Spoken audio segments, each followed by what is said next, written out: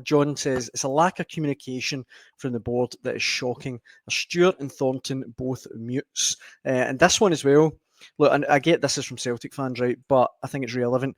12 out of 13 titles for Celtic. Rangers managed COVID, that's all. And this one, Rangers are turning into Espanyol and it's comedy gold. I mean, would you go as far, Keith, to say that we are in a territory now where Rangers are kind of becoming the Everton to Celtic's Liverpool, the Espanyol to Barcelona? Are we that far down the road? That's certainly the situation right now. And it's going to require, I think, fundamental change in order for this current pattern to be broken of complete and utter Celtic dominance. It's going to require that, quite simply, the people that are in charge of that football club just now, they don't have the foresight, they probably don't have the finances, and I don't think they've got the wherewithal to break this pattern. It's going to need, I've said it, how many times have I used the word recalibration? Yeah. That is what's required. And it's, you know, it's sweeping changes. Fresh eyes, a fresh way of doing things, probably involving regime change. Now, do you know what? These things happen in football. It can be cyclical. But for as long as the club continues to do pretty much what it has been doing for the last 10 years, which is just treading water, Celtic are just getting further and further and further off over the horizon. That's you know, I don't think that's a controversial thing to say. It's plainly obvious. Can you imagine, Keith, I think I said this a few months ago, but can you imagine at the turn of the century if you said at this point Celtic would be going for 12 out of 13 titles, they did 9 in a row. I mean, Rangers 3 out of 42 trophies. That is absolutely scandalous. I mean, that I don't even know. I don't have the words to describe how incredibly bad that is from the Rangers hierarchy. It's negligence, isn't it? It's negligence, mismanagement. No. And, you know, and this is what I keep coming back to. I think the fans have reached a point now where they're close to just switching off from the thing. And that would be the really alarming thing from a Rangers perspective. If they lose, if they're not even angry anymore, they're just scunnered with it. They've hardly got the energy to complain. And, you know, you saw Rangers fans, they were protesting, they sang at Tynecastle that Rangers Football Club is in the wrong hands. But it was a sort of a half-hearted thing. It wasn't like an angry full-scale revolt. Yeah. It was, you know, well, we should criticise the board here. That's right. So, I don't know. You kind of look at Rangers and there's a lifelessness about them just now. They're in this season, you know, and look, let's not forget that they've had a really quite successful and impressive European campaign, and that's still got some legs in it. But domestically, it's a dead duck. The season's over. And I just think I think it's worth mentioning as well, Keith. Like people talking about Celtic's financial might. You know, Marzino, even £100 million cash injection wouldn't guarantee Rangers catching Celtic. Look, this isn't a Rangers team. This isn't a Rangers team that's just come up. This is a Rangers team that in the last 3 or 4 years have been in a European final, Champions League group stages, won the title, won the Scottish Cup. I mean, there is really no excuse for Rangers being this far behind now.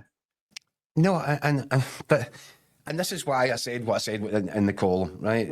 If you consider yourself, if the people in charge of that club consider themselves to be a genuine competitive force, then Philippe Clement would have been out of job the minute the full-time whistle blew on the cup defeat against Queen's Park. The fact that he remains, the fact that they did nothing, said nothing, tells you that it's a shrug of the shoulders. It's, well, what did you expect? So would you say that, on the cycle goes. Would you say they're now kind of accepting, you know, well, much there's no more other way to look at it, is there? No. If you don't think that losing to Queen's Park in the Scottish Cup is a sackable offence, then what is? Whilst being 13 points behind. What is? You know, you forget the 13 points. They could be neck and neck. In ordinary times, back when Rangers regarded themselves as a credible kind of rival to Celtic, they could have been neck and neck in the league.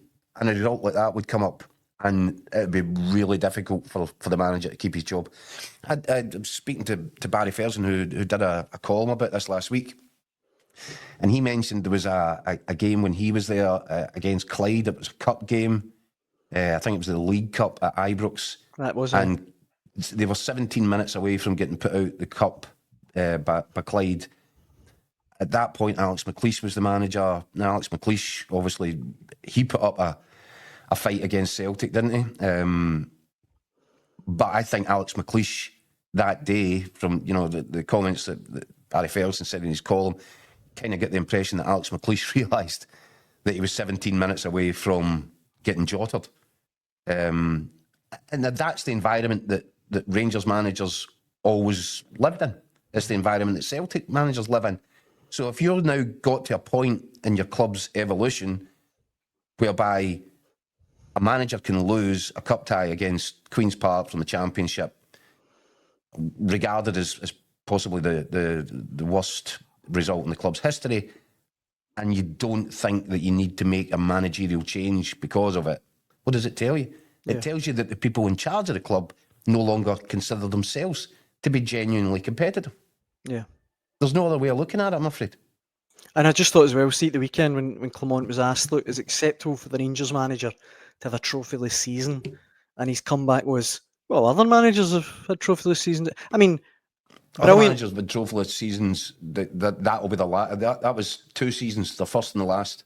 But what my point is that, I mean, that can't be the standard. Like, I know it's been rubbish, but it's been rubbish before, so like that can't. I mean, that's just nonsense. Yep, but it's where they are. And that this so all rolled over to Tynecastle at the weekend. I didn't think Rangers performed any better in that game than they did against Queen's Park. Somehow they managed to get a win. And then Clement comes out and starts making the same sort of noises, and I think it's washing over. And again, I come back to it, the apathy. I think there's Rangers fans that just see the mouth moving and they start to glaze over because they've heard it all before. It's not landing with them. Nothing he's saying is motivating them or making them believe. It's just on and on they plod. There's a comment I've just put up there saying it'd been hard to take if Tony Mowbray survived that 4-0 defeat to St Mirren. That was the one that, as you say, there's some results that Old Firm managers just can't recover from. Yeah, just unsurvivables. Yeah.